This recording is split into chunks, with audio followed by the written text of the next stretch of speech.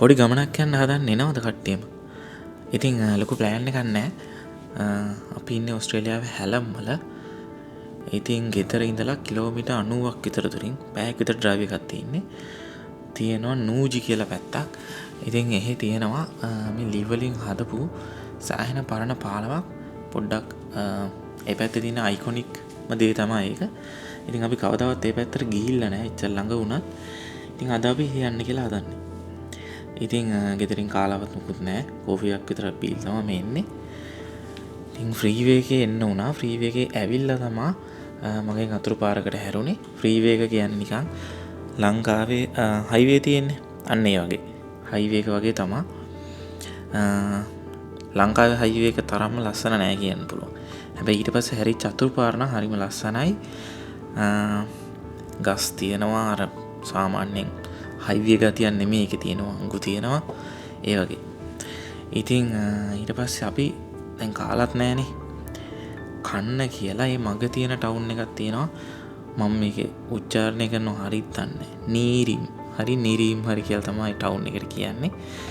ඉතින් ඒකෙත් කැෆේ දෙක තුනක් තිබ්බා. හැබැයි මේ ගොඩක්ම තිබ්බේ එක එක පැණි රාජාති.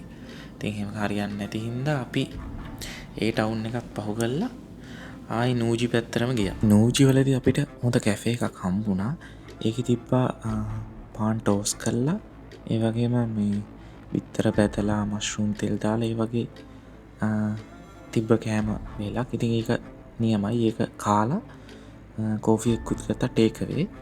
ඉතින් ඒකත් අරගෙන අපි ඒ ට්‍රෙසල් බීච් එක පැත්තට ආයිත් හැරුණා. ඉතින් අපි එන මගදී මේ බීච් එකට හැරෙන තැන පහු කරගෙන තමයි ටවුන් එකට කෑම කාලා යන්නේ. ඉතින් කාලා ඊට පස්සේ මේ බ්‍රිජ් එක පැත්තට යනවා. ඉතින් මේ පාලම හදලා තියෙන්නේ 1900 ගණන්. ඒක මේ විතර මේ ට්‍රේන් ට්‍රැක් එක කොටසක් කියලා කියන්නේ. ඉතින් ඉස්සර ඔය කැලේ කපලා ඒ ලී ගෙනියන්නේ ඒවට මේවට තමයි මේක පාවිච්චි කරලා තියෙන්නේ. ඉතින් මේක මීටර් 20ක් විතර උසයි. ඒ වගේම මීටර් 100ක් විතර පළලයි. මාර ලස්සනයි. ඉතින් මේකේ ෆොටෝ එක මම හිතන්නේ ඕස්ට්‍රේලියාවේ ඉන්න ගොඩක් අය දැකලා ඇති. මේක හරි ලස්සනයි. ෆොටෝ එක ගත්තාම අපි යන වෙලාවෙ නම් ටිකක් කට්ටි හිටියා. ඉතින් ඒ වගේම හරි ලස්සනයි. මේ ඒ හරි ගොඩක්ම තියෙන්නේ මීවන වගේ ගස් ಜಾති ගොඩක් තියෙනවා. ඉතින් අපි මෙහෙම හිමීට පාලම පහු කරගෙන ගිහිල්ලා ඒ පාලමත් එක්කම තියෙනවා පොඩි වෝකින් ට්‍රේල් එකක්. ඒක අපිට ඇවිදගෙන යන්න පුළුවන්.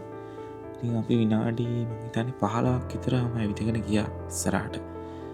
ඉතින් එහෙම ගිහිල්ලා තව ඉස්සරහට යන්න පුළුවන් වෝකින් ට්‍රේල් එකේ. අපි හිතුවා දැන් අපි ආපහු හැරිලා ඉන්න ඕන කියලා. ඊට පස්සේ ඉතින් අපි එහෙම ආපහු හැරිලා ආවා. ඉතින් අපි එනකොට ආපහු පාරක් පාලම උඩින් එන්නේ නැතුව අපි දැක්ක තව තියෙනවා ගල් වලින් හදපු පඩි පෙළක් වගේ.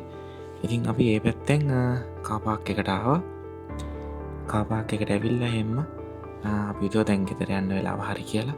ඉතින් ඊට පස්සේ අපි එහෙම ආපහු ගේ පැත්තට ආවා. ඉතින් ওই විදිහට තමයි අපේ සෙනසුරාදා ඩේ ට්‍රිප් එක අපි ගියේ.